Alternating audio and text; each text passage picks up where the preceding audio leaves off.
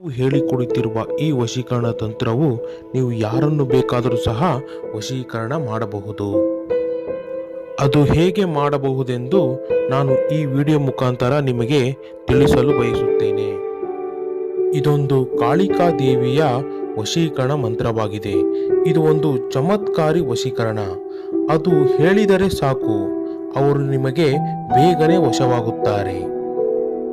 ಈ ತಂತ್ರ ಯಾರಿಗೆ ಉಪಯೋಗವಾಗುತ್ತದೆ ಎಂದರೆ ಪ್ರೀತಿಯನ್ನು ಕಳೆದುಕೊಂಡವರು, ಪ್ರೀತಿಯಲ್ಲೇ ಸೋತಿದವರು ಹಾಗೂ ಪ್ರೀತಿ ಮಾಡಿ ಸ್ವಲ್ಪ ದಿನ ಚೆನ್ನಾಗಿರುತ್ತಾರೆ.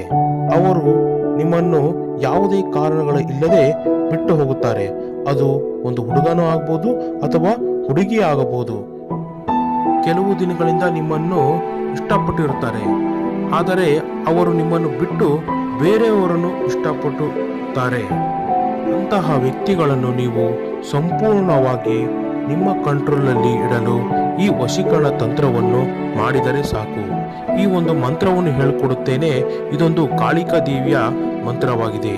ಈ ವಶೀಕರಣ ತಂತ್ರವು ಯಾರು ಬೇಕಾದರೂ ಸಹ ಮಾಡಬಹುದು. ಉದಾಹರಣೆಗೆ ಅತ್ತೆ ಮಾವ, ಅತ್ತೆ ಸೊಸೆ ಹಾಗೂ ಪ್ರತಿಯೊಬ್ಬರೂ ಸಹ.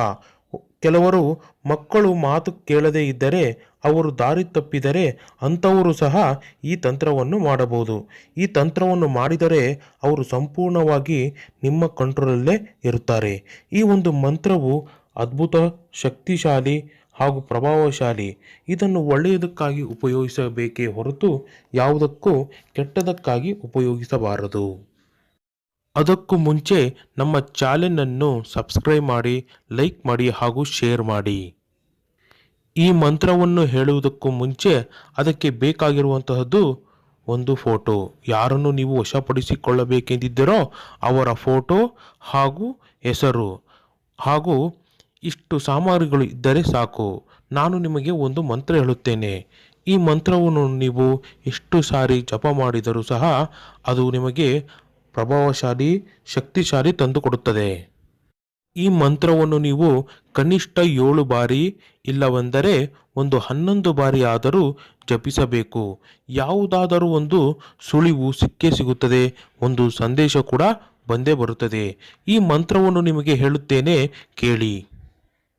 ಓಂ ಬ್ರೀಂ ಕಪಾಲಿನಿ ಕುಲಕುಂಡಲಿನಿ ಅಮುಕಿ ದೇಹಿ ದೇಹಿ ಸ್ವಾಹ. ಇದೊಂದು ಅದ್ಭುತವಾದ ಕಾಳಿಕಾ ದೇವಿಯ ಮಂತ್ರವಾಗಿದೆ. ಈ ಮಂತ್ರವನ್ನು ಇನ್ನೊಮ್ಮೆ ಹೇಳುತ್ತೇನೆ, ಕೇಳಿ. ಓಂ ಬ್ರೀಂ ಕಪಾಲಿನಿ ಕುಲಕುಂಡಲಿನಿ ಅಮುಕಿ ದೇಹಿ ದೇಹಿ ಸ್ವಾಹ. ಅಮುಕಿ ಎಂಬ ಜಾಗದಲ್ಲಿ ನೀವು ಯಾರನ್ನು ಇಷ್ಟಪಡುತ್ತೀರೋ ಅವರ ಹೆಸರನ್ನು ಹೇಳುತ್ತಾ ನೀವು ಈ ಮಂತ್ರವನ್ನು ಜಪಿಸಬೇಕು. ಉದಾಹರಣೆಗೆ ನಾವು ಹೇಳುತ್ತೇವೆ, ಕೇಳಿ. ಓಂ ಬ್ರೀಂ ಕಪಾಲಿನಿ ಕುಲಕುಂಡಲಿನಿ ಅಮುಕಿ ಜಾಗದಲ್ಲಿ ಯಾವುದಾದರೂ ಒಂದು ಸ್ತ್ರೀಯ ಹೆಸರು ನೋಡಿ, ವನಜ ದೇಹಿ ದೇಹಿ ಸ್ವಾಹ. ಇನ್ನೊಮ್ಮೆ ಹೇಳುತ್ತೇನೆ, ಓಂ ಬ್ರೀಂ ಕಪಾಲಿನಿ ಕುಲಕುಂಡಲಿನಿ ವನಜ ದೇಹಿ ದೇಹಿ ಸ್ವಾಹ.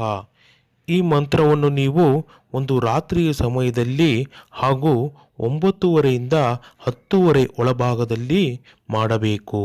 ಈ ಮಂತ್ರವನ್ನು ಹೇಳುವಾಗ ನೀವು ಯಾರಿಗೂ ಹೇಳದೆ ಒಂದು ಗುಪ್ತ ಜಾಗದಲ್ಲಿ ಕುಳಿತುಕೊಂಡು ಈ ಮಂತ್ರವನ್ನು ಜಪಿಸಬೇಕು.